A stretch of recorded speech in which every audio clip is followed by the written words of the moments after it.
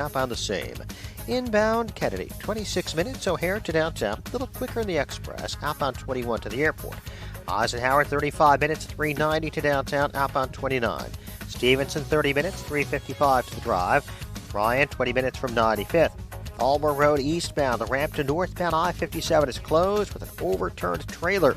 I'm Jim Talamonte on AM 560 The Answer. Stocks opening mixed this morning. The Dow in early trading down about 100, but we'll keep our eyes on it for you. Chicago's Morning Answer continues next. AM 560 Weather Center forecast cloudy. Chance of afternoon showers and storms. 69 at O'Hare. Next news at 9. Chicago's Morning Answer with Dan and Amy continues next on AM 560 The Answer.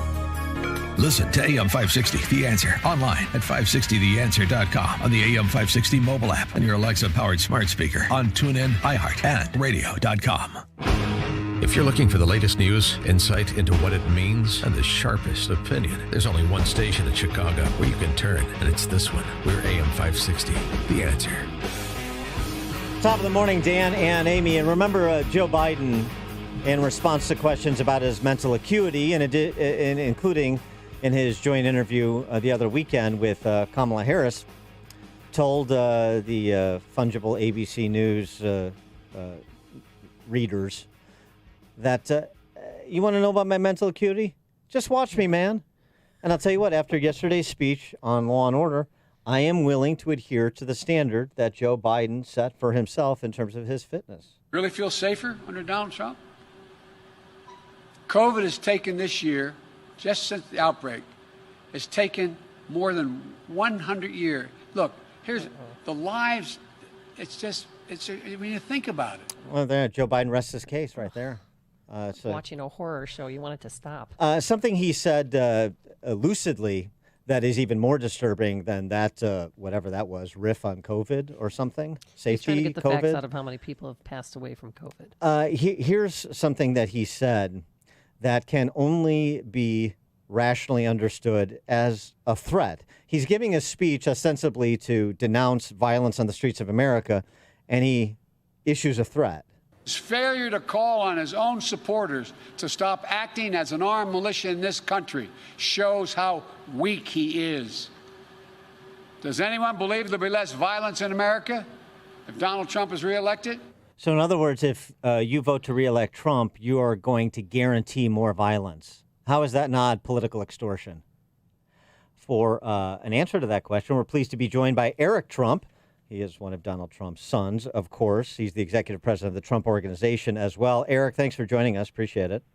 Amy, Dan, how are you? Well, let me answer that question just right off the top, if you don't mind. I mean, you had Kamala Harris, 2 days ago in a clip, and I mean, I just can't believe it hasn't gone viral, and I'm certainly going to put it out later. But she said violence is not going to stop in the cities, and it's not going to stop before election days, and you can count on that, and you better believe it's not going to stop. And she's out there calling law enforcement, the KKK and the Gestapo. She compared ICE agents to the quote unquote Gestapo, and it's horrible. And you're right. I mean, Biden isn't all there. He called Arizona a city last week. I mean, literally called the great state of Arizona. He goes, it's wonderful to be in the great city of Arizona, and that was wonderful. And then he said he was running for United States Senate. He was running for commander in chief. I mean, you better know the office here. But that's his problem. I mean, the guy's been in, he's been in politics so long that he maybe he doesn't know the difference anymore. Maybe they all just blend together. And then he said that he was gonna his tax credits were gonna put 720 million women back to work in the United States. That's a lot. That's a lot of women. There's only 340 million people in this country, but his tax credit is going to be good for 720 million. And then he said coronavirus killed 150 million people. I go,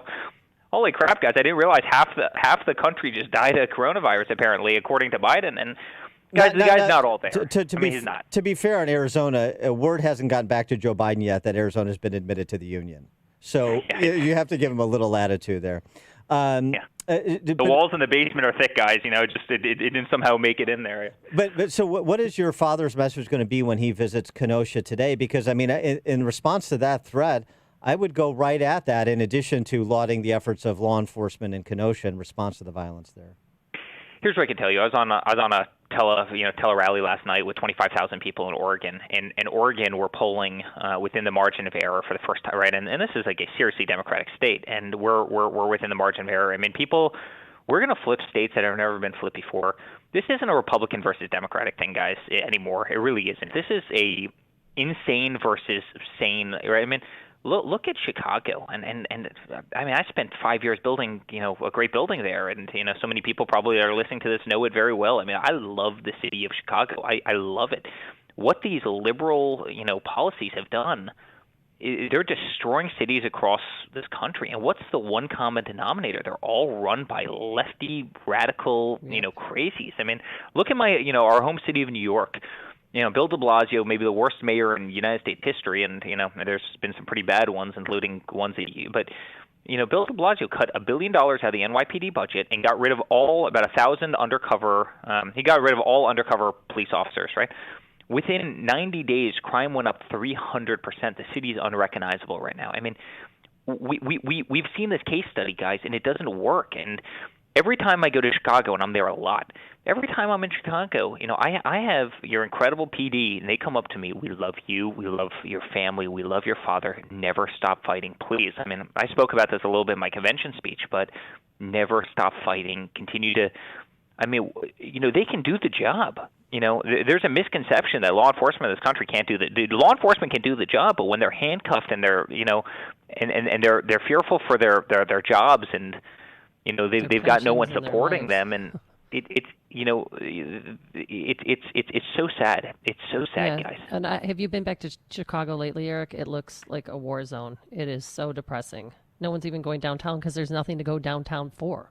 All the shops on the Mag Mile are pretty much boarded up, and restaurants, half of them are closed. You know why? Because they wouldn't arrest Mayor Giuliani told me a great story. Obviously we know him very well, and he goes, we had one of these where people started looting, and guess what? We arrested all 700 of the people who were looting and rioting, and guess what? They didn't come back the next day. And this wasn't like the no cash bail and all this bail reform nonsense that they're doing now, where we just had a police officer in New York that got punched in the face, and this was actually one of the chiefs of police. This wasn't just like a rank and file. This was a major in the NYPD. Gets punched in the face. They end up arresting the person. They bring them to the police station, and 5 minutes later they're out. And they went around. They started breaking windows again. They started terrorizing the city again. I mean, this whole, bail reform laws, is creating absolute anarchy. I mean, before, if somebody got punched in the face, they would hold them for 2 weeks, and they would actually appear in front of a judge, and they'd be sentenced, and then they'd go to jail for a month or whatever it was. And then they realized, guess what? Hey, maybe next time I'm not going to punch a law enforcement officer in the face, right? And now they're arrested, they're taken downtown, and they're released right away, and they go back and they do it all again because they know that there's going to be zero consequences. If I raised my children like these mayors govern these cities, they would be anarchists too, and people have to realize there has to be consequences for actions. When one of the things that your father, the president, can do, that Attorney General Barr has spoken about, regardless of whether he gets cooperation at the state and local level or not, is to trail the money that's underwriting the lawlessness, the organized anarchists, the organized violent agitators. That's something, it seems to me, that he should be messaging on, because you get to the core of who is really fomenting the violence. Sure. Dan, the DOJ is absolutely doing it. And beyond that, I'll give you just a great little analogy talking about the city of Chicago. When those riots were happening in Chicago, and I know a lot of people in the PD there, and I was speaking to some of them, and they said, hey, make no mistake, you don't believe that this is orchestrated. We know of people that have radios, and people are telling them where to go, and they're directing them around the city from buildings nearby, telling them how to get around law enforcement. We can hear them. We're in the crowds. We can hear them. We see the radios. This isn't like a little ad hoc, grassroots, little pop-up thing. This is well orchestrated. Look in New York, where they had school buses delivering pallets of bricks, and pallets, like a pallet of bricks is kind of expensive, right? It's probably $500 or $800 for an entire. And you had a school bus with 40 pallets of the bricks that were being dropped off in pre-selected locations. When people were orchestrating how to get these anarchists to these pallets of bricks so they could throw those bricks through windows of buildings. It's like, this takes a lot of money to do. This takes a lot of money and a lot of organization, and anybody who doesn't see that is completely naive to the world, or just ignorant to what's actually happening. And you better believe, I mean, last week Bill Barr, they arrested, what was it, 1,500 different people that were part of these, and it's you better believe that they're on it. I mean, they're on it. Well, in Kenosha, they arrested 9 people who are involved in a group called Riot Kitchen, and they had very expensive gas masks in their black school bus, and they also had a food van and a minivan. It was filled with supplies, but they said they caught them because they were filling up gas tanks, fuel cans at the gas station. That's how they busted them. Sure, and many from out they're of state, there by to the way. feed the protesters. So there's somebody supporting that because that's a lot of money.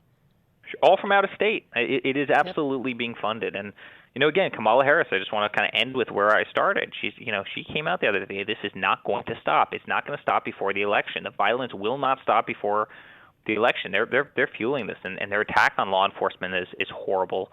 Our men and women in blue are the greatest people in the world. And this isn't a Democrat versus Republican issue.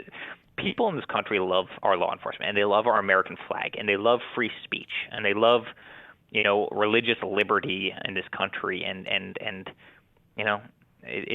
this party doesn't stand for any of them anymore, and it breaks my heart. And before we let you go, which Trump family member gave the best speech at the RNC? You better say Laura.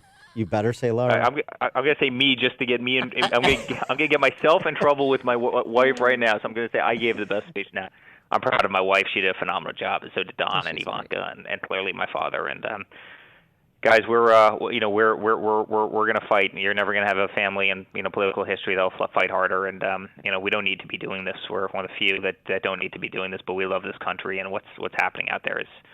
My father in 2016 was running against incompetence. I mean, because that's who they were. Today, he's just running against madness. I mean, really, it's this left-wing party this is not the party of JFK. That much I can tell you. JFK would solidly be in the Republican Party today. I mean, this party is unrecognizable. And $4 trillion in extra taxes just the thing that Chicago and Illinois needs more taxes, right? I mean, Biden wants to raise people's taxes by $4 trillion. But I promise you, it's 60-something days, and we're going to win this thing, and we're going to make everybody in your great state that we love incredibly proud. He is and Eric we're so Trump. glad that your father is going to Kenosha today to unify the community because they need it. Eric Trump, Executive President of the Trump Organization. Eric, thanks for joining us. Appreciate it. Thanks so much, guys. Thank you, and he joined us on our turnkey.pro answer line. There's only one radio show in Chicago talking about today's biggest stories and telling you what they really mean. That show is this one, Chicago's Morning Answer on AM 560, The Answer. Now that you're spending more time around the house, have you noticed that maybe a few things are needy? Call Crumweedy! Crumweedy Home Pros. There's no better investment than your home, and Crumweedy is open, doing proposals and booking jobs. Get a virtual consultation. It's easy, and we'll show you everything about your project from the comfort of your home. How it looks, what it costs, everything. This is a great time to Call